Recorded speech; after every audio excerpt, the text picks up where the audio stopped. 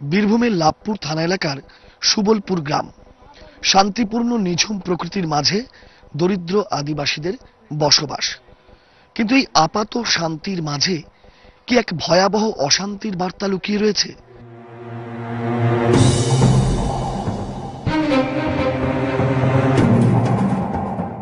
জরিমানা দিতে না পারায় তরুণীকে রাতভর গণধর্ষণের অভিযোগ, আর তার নিদান কিনা দিয়েছিল গ্রামেরই সালিশি সভা। বীরভূমের লাভপুরে এই ঘটনায় খাপ পঞ্চায়েতের ছাপ দেখছে রাজ্যবাসী। ধর্ষণের অভিযোগে ইতিমধ্যে 13 জনকে গ্রেফতার করা হয়েছে।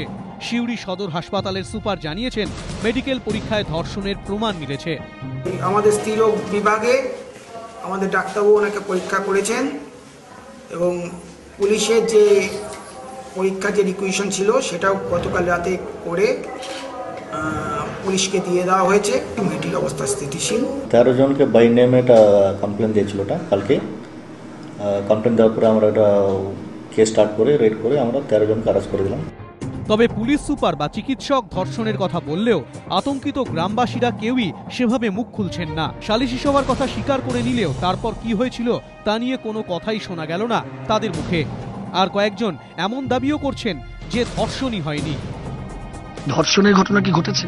না, ঘটেনি। তাহলে কেন এই অভিযোগ? এই অভিযোগটা করা হলো এমনি জাতি ভেদের জন্য।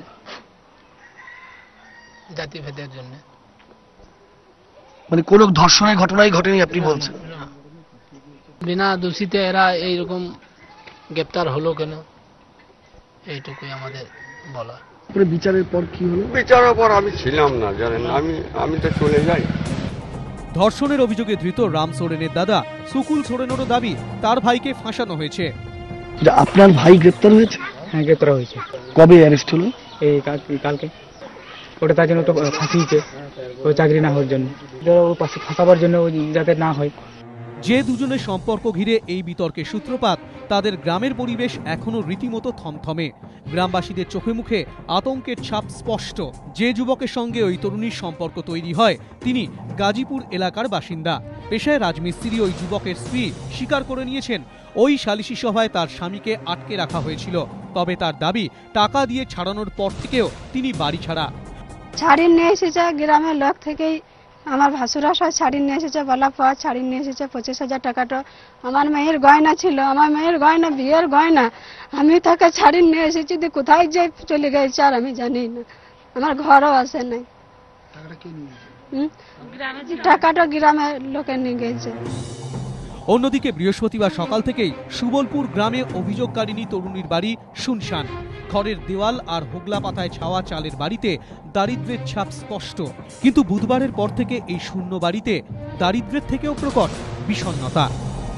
যে অভিযোগকে সামনে নিয়ে ওই তরুণী পুলিশের দ্বারস্থ হয়েছেন, সেই অভিযোগ সামাজিক দিক থেকে এবং প্রশাসনিক দিক থেকে অত্যন্ত গুরুত্বপূর্ণ ও তাৎপর্যপূর্ণ এবং নজিরবিহীন, এমনটাই সকল মহল থেকে, সমস্ত মহল থেকে বলা হচ্ছে।